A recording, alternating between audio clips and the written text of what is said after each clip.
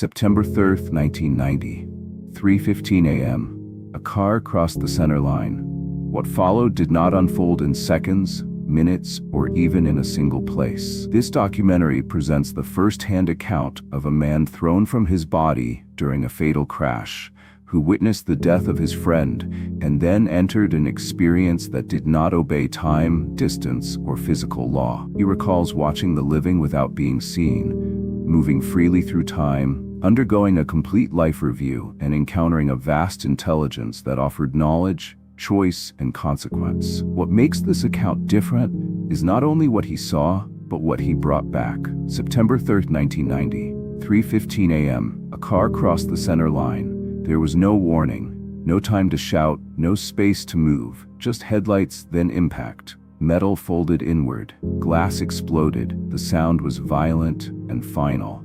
And then suddenly, it stopped. When he became aware again, he was no longer inside the car. He was above it.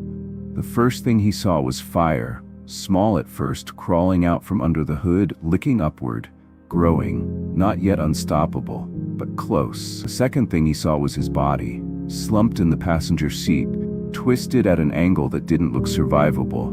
He saw his friend behind the wheel. She wasn't moving. He waited for panic. It didn't come. What came instead was certainty. Not fear, not confusion. Just the clear understanding that his life was over. His first instinct was not to escape. It was to say goodbye. He did not feel pain when awareness returned, and he did not feel fear either. What he felt first was distance. Not emotional distance, but a literal separation, as though something essential had slipped loose from the scene without effort or resistance. The car was still there, crushed and silent on the dark stretch of road. The fire was still building, pulsing unevenly beneath the hood. His body was still slumped in the passenger seat, twisted at an angle that did not look survivable, and yet none of it felt immediate anymore. It was as if urgency belonged to the body alone, and whatever he was now existed outside of it. He watched the scene without panic, noticing details he would never have registered while alive. The irregular rhythm of the flames, the unnatural stillness of his friend's chest, the way the night itself seemed to hold its breath. Something was wrong, but not in the way he had been trained to expect. He tried to move closer, he tried to speak, he tried to reach them. None of it worked. The scene did not respond to intention. The road, the car, the fire, they continued without acknowledging him, as though he were no longer part of the same system. It was then that another understanding arrived, quietly and without argument. She was gone. Not injured, not unconscious, gone. Whatever made her her, whatever had animated her moments before, was no longer present. He could see her body clearly, but the person who had been inside it was absent in a way that felt unmistakable. He expected that realization to break something open inside him, to trigger panic or grief or denial. It didn't. Instead, his attention shifted. He thought of his parents, not symbolically, not emotionally, literally. He needed to tell them. He needed to say goodbye. The desire was immediate and specific, and the moment it formed, the road vanished. There was no sensation of movement, no feeling of acceleration or travel. Awareness simply reoriented itself, as though gravity had released its hold and allowed attention to settle somewhere else without friction or delay. When his surroundings stabilized, it was daytime, not dawn, not early morning, full daylight, the kind that arrives after the world has already continued without you. He was standing inside his parents' home. Same rooms, the same furniture, the same ordinary stillness. Everything looked exactly as it always had, and that familiarity carried an unexpected weight, because only moments ago he had been watching fire climb toward his own body on a dark road.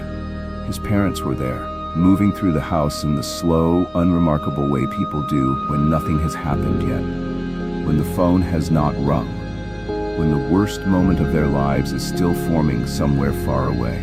He tried to speak to them. He moved closer, close enough to see lines in their faces he had never really noticed before, close enough to feel how real they were, how alive they were. He called out to them with urgency, with the clarity of someone who knows there is nothing left to lose. They did not respond. He reached out, attempting to touch them, attempting to interrupt the ordinary flow of their morning, but his presence passed through them without resistance, without friction, without any sign that contact had been made at all. There was no barrier to push against, no sensation of being blocked. It was worse than that. It was as though he had never been there. That was when the full realization settled into him. He could go anywhere, but nowhere could feel him. If you're still here, don't stay invisible. Comment where you're watching from. It anchors this story back to the living world. As for time, he noticed it no longer behaved the way it should have. The accident had happened minutes ago, or so he thought. But here it was already another day, as though chronology had loosened its grip, as though sequence itself had become optional. Movement no longer required duration. Intention alone was enough to relocate him, not only in space, but in time. He thought of his friends. Instantly, he was with them too, watching conversations unfold that had not yet happened. Witnessing disbelief turn into shock, shock collapse into grief, and grief ripple outward through people who had not yet received confirmation, but already sensed loss approaching. Still, none of them could see him. The need to communicate became overwhelming, not to interfere, not to change anything, because he sensed without being told that intervention was no longer possible, but simply to be acknowledged, to confirm that he had existed, that he had mattered, that this ending had not erased him completely. That need went unanswered. Gradually, another understanding took shape, quiet but unavoidable. Remaining among the living like this was not what came next. Whatever had separated him from his body had also separated him from this layer of reality, and staying here, unseen and unheard, was not a destination. It was a delay, and with that recognition he let go, not as surrender, but as acceptance, allowing awareness to move toward whatever waited beyond this thin, unreachable version of the world. The shift that followed did not feel like movement in the physical sense. There was no sensation of traveling forward, no sense of being pulled through space. Instead, it felt as though awareness itself had been released from gravity and allowed to settle somewhere else without resistance. There was no tunnel. There was no sensation of acceleration. Fear did not arrive. Instead, there was calm, a deep, stable peace that did not suppress awareness but clarified it, as though noise had been removed rather than replaced. He was aware that he no longer occupied a body. He was aware that life as he understood it had ended, and yet the panic he had been conditioned to expect never appeared. Within that calm, something began to unfold, not as images at first, but as recognition. His life started to reveal itself, not sequentially, not as memory recalled through effort, but as a complete presentation that existed all at once, accessible from any point. He did not merely observe moments from his past. He inhabited them from multiple perspectives simultaneously, feeling not only what he had felt at the time, but what others had felt because of him. He experienced the emotional consequences of his actions as they moved outward through people and returned with weight and texture. Nothing was hidden. Nothing was softened. The experience was not judgmental, but it was exact. Every kindness carried substance. Every harm carried cost. Actions were not erased by death, nor forgiven automatically, nor punished externally. They simply existed as part of a larger accounting that felt intrinsic rather than imposed. And within that expanding understanding, he sensed something else waiting. Not calling, not demanding, simply present. A light, not yet seen, but already felt. The light did not arrive suddenly, and it did not announce itself. It had been there the entire time. At first, it registered only as a pull, not a force, not a command, but a quiet awareness that something else existed beyond the stillness surrounding him. It was felt before it was seen, like warmth sensed through closed eyes, or the presence of someone standing behind you before you turn around. As his attention shifted toward it, the calm around him did not disappear. It simply moved aside, as if making room. He did not walk toward the light. and yet the distance between them began to close. There was no sense of motion, no feeling of traveling forward. Instead, it felt as though reality itself was reorganizing around his focus, responding to attention rather than effort. With every moment, the calm deepened. This was not relief from pain, and it was not happiness in the way people usually mean it. It was completeness.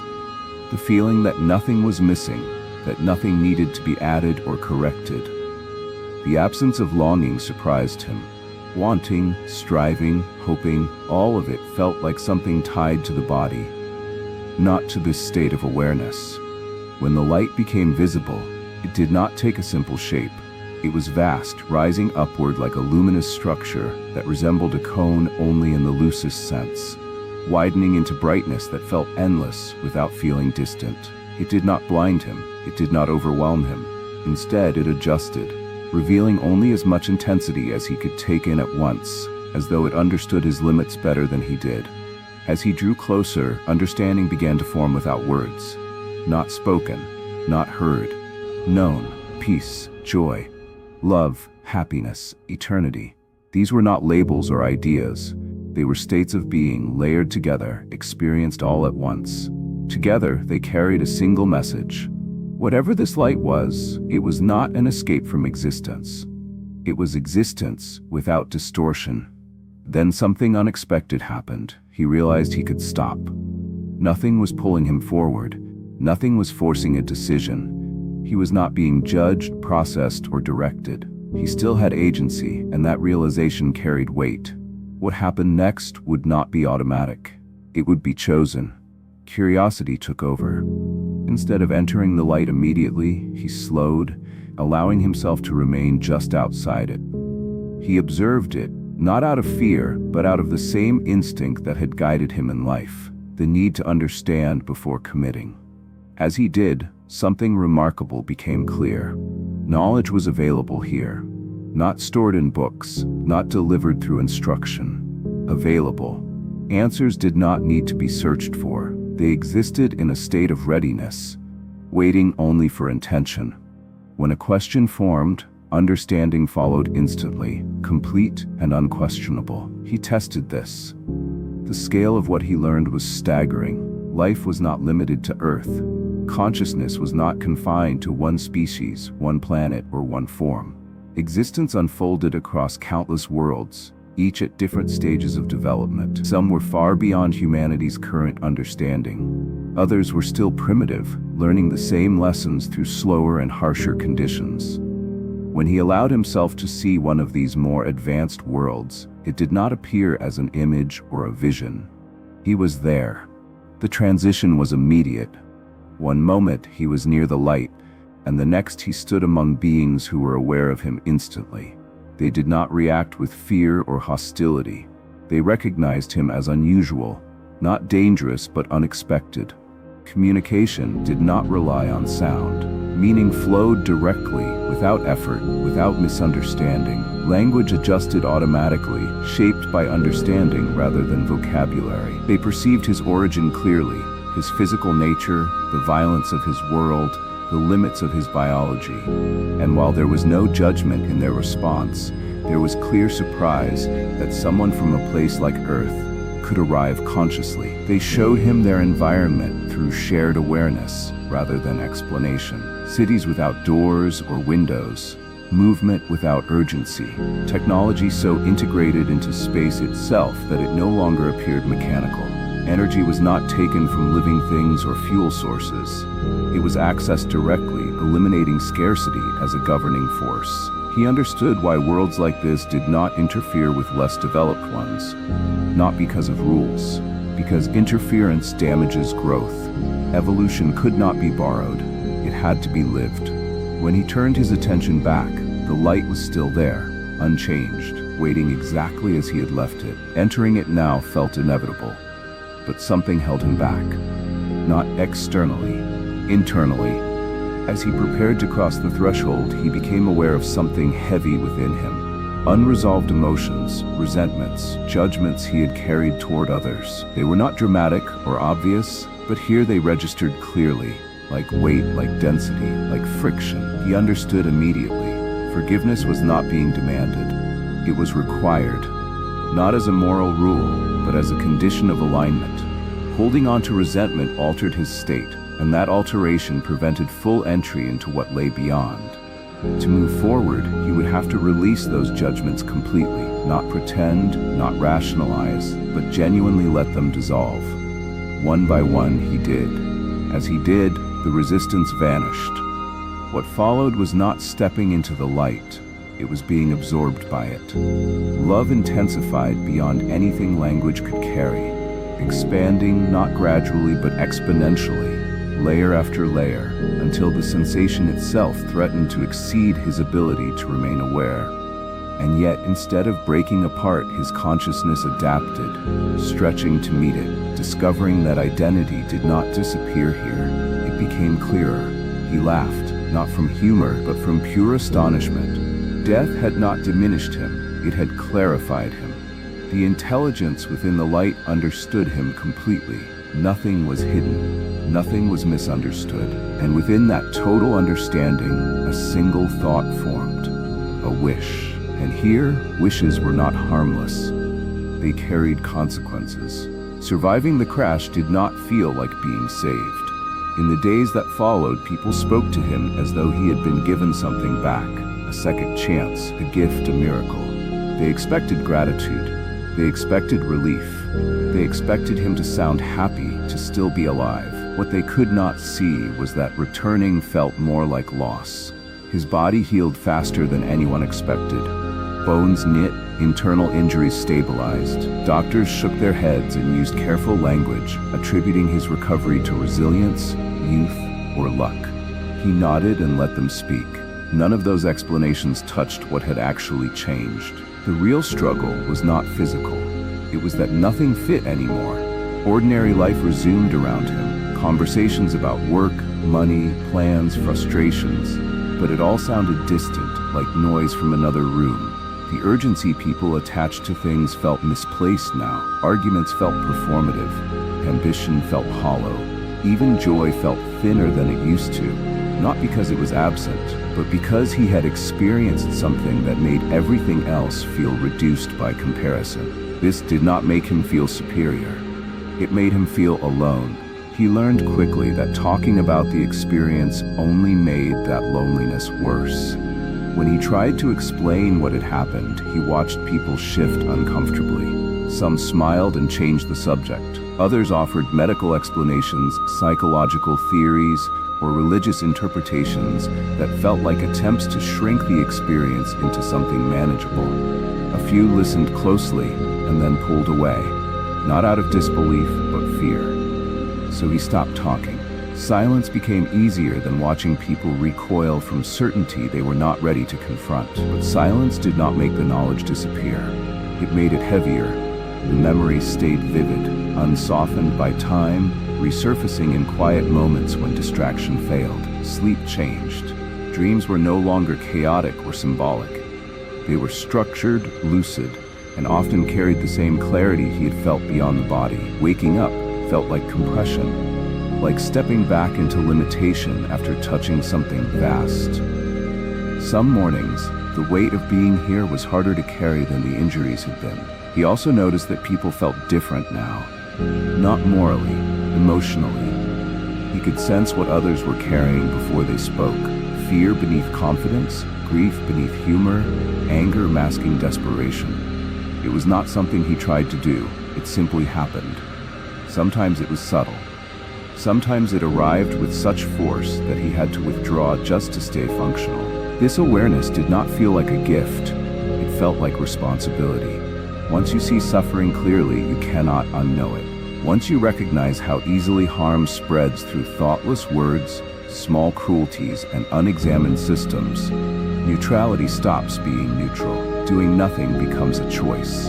He did not believe he had been chosen. He did not believe he was special.